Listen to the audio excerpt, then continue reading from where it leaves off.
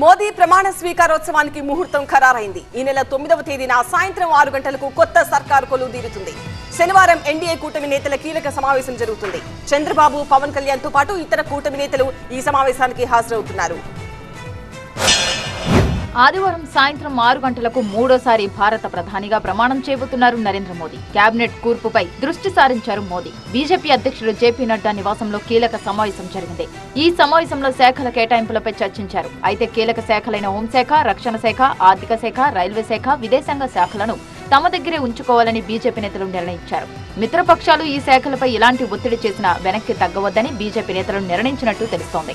శివసేన షిండే వర్గానికి పరిశ్రమల శాఖ ఇచ్చే అవకాశం ఉంది. జేడీఎస్ కు వ్యవసాయ శాఖ ఇచ్చే అవకాశం ఉంది. స్పీకర్ పదవిని కూడా మిత్రపక్షాలకు ఇవ్వరాదని బీజేపీ నేతలు నిర్ణయించారు.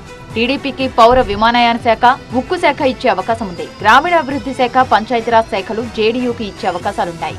మరోవైపు ఎన్డీఏ కూటమిని విస్తరించే ఆలోచన కూడా ఉంది. మంచి పార్టీలను ఎన్డీఏ కూటమిలో చేర్చుకుంటామని తెలిపారు కేంద్ర మంత్రి కిషన్ రెడ్డి. మిత్రపక్షాలతో కలిసి ముందుకు వెళ్తామన్నారు.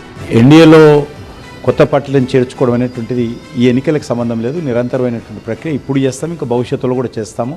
ఎందుకంటే మంచి పార్టీలను చేర్చుకోవడము, దేశంలో ఒక మంచి ప్రభుత్వాన్ని ఇవ్వడము, ఒక స్థిరమైనటువంటి ప్రభుత్వము, ఒక సుస్థిరమైనటువంటి ప్రభుత్వము, ఒక సమర్థవంతమైన నాయకత్వంతో దేశాన్ని ముందుకు తీసుకెళ్లాలనేటువంటి ప్రయత్నము గతంలో కూడా చేశాము, ఇప్పుడు కూడా చేస్తాం. కాబట్టి నాకు పూర్తి విశ్వాసం ఉంది. మరి బీహార్లో ఉన్నటువంటి నితీష్ కుమార్ గారి నేతృత్వంలో ఉన్నటువంటి జేడీయూ పార్టీ అన్ని రకాలుగా ఈరోజు కేంద్ర ప్రభుత్వంతో, నరేంద్ర మోడీ గారి ప్రభుత్వంతో కలిసి నడుస్తుందని ఆలోచనతో ఉన్నాం. ఇంకో 60 స్థానాల్లో తటస్థులు ఉన్నారు ఈ దేశంలో.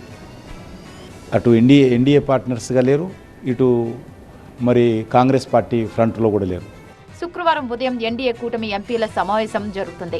ఇప్పటికే ఎన్డీఏ కూటమి ఎంపీలు ఢిల్లీకి చేరుకున్నారు. ఈ సమావేశానికి చంద్రబాబుతో పాటు పవన్ కళ్యాణ్ కూడా హాజరవుతున్నారు. కేబినెట్ కూర్పుపై ఈ సమావేశంలో చర్చించే అవకాశం ఉంది.